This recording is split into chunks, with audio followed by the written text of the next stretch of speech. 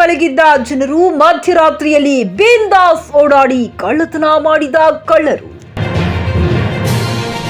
ಕಳೆದ ಕೆಲವು ದಿನಗಳಿಂದ ವಿಪರೀತವಾಗಿರುವ ಚಳಿಗೆ ಹೆದರಿ ಜನರು ತಮ್ಮ ಮನೆಯಲ್ಲಿ ಬೆಚ್ಚನೆ ಮಲಗಿರುವ ಸಂದರ್ಭದಲ್ಲಿ ಮಧ್ಯರಾತ್ರಿಯಲ್ಲಿ ಬಿಂದಾಸ್ ಆಗಿ ಗ್ರಾಮಕ್ಕೆ ಎಂಟ್ರಿ ನೀಡಿದ ಕಳ್ಳರ ಗುಂಪು 8ಕ್ಕೂ ಅಧಿಕ ಮನೆಗಳಲ್ಲಿ ಕಳ್ಳತನ ಮಾಡಿದ ಘಟನೆ ಬಸವಕಲ್ಯಾಣ ತಾಲೂಕಿನ ಉಮ್ಮಾಪುರ, ಕೊಂಗ್ಯಾವಾಡಿ ಹಾಗೂ ಚಂಡ್ಕಾಪುರ್ ಗ್ರಾಮದಲ್ಲಿ ಜರುಗಿದೆ.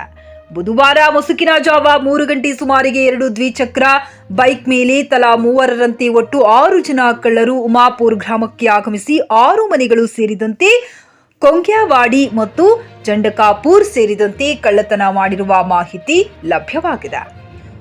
ಉಮ್ಮಾಪುರ್ ಗ್ರಾಮದಲ್ಲಿ ಒಟ್ಟು 2 ಲಕ್ಷಕ್ಕೂ ಅಧಿಕ ಮೌಲ್ಯದ ನಗದು ಸೇರಿದಂತೆ ಚಿನ್ನಾಭರಣ ಹಾಗೂ ಬೆಳ್ಳಿ ಆಭರಣಗಳನ್ನು ಲೂಟಿ ಮಾಡಿದರೆಂದು ತಿಳಿದು ಬಂದಿದೆ.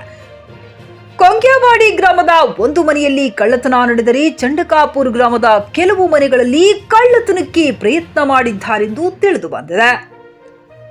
ಬೈಕ್ ಮೇಲೆ ಬಂದು ಬಿಂದಾಸ್ ಆಗಿ ಕಳ್ಳತನ ಮಾಡಿರುವ ಕಳ್ಳರ ದೃಶ್ಯ ಉಮ್ಮಾಪುರ್ ಗ್ರಾಮದ ಕೆಲ ಸಿಸಿಟಿವಿಯಲ್ಲಿ ದಾಖಲಾಗಿದೆ. ಉಮ್ಮಾಪುರ್ ಗ್ರಾಮದ ಯಾರೂ ಇಲ್ಲದ ಒಟ್ಟು 6 ಮನೆಗಳಲ್ಲಿ ಕಳ್ಳತನ ಮಾಡಿದ ಈ ಕಳ್ಳರು ಕಳ್ಳತನ ಮಾಡಿದ ನಂತರ 2 ಮನೆಗಳಿಗೆ ಮತ್ತೆ ಹೊಸ ಬೀಗ ಹಾಕಿ ಹೋಗಿದ್ದಾರೆಂದು ಮಾಹಿತಿ ಲಭ್ಯವಾಗಿದೆ.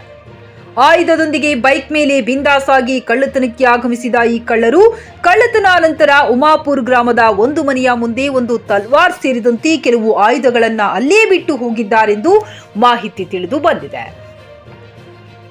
ಸುದ್ದಿ ತಿಳಿದ ಬಸವಕಲ್ಯಾಣ ಗ್ರಾಮೀಣ ಪೊಲೀಸ್ ಠಾಣೆಯ ಪೊಲೀಸ್ ಅಧಿಕಾರಿಗಳು ಹಾಗೂ ಸಿಬ್ಬಂದಿಗಳು ಸ್ಥಳಕ್ಕೆ ಭೇಟಿ ನೀಡಿ ಪರಿಶೀಲಿಸಿದ್ದು ತನಿಖೆಯನ್ನ ಮುಂದುವರೆಸಿದ್ದಾರೆ.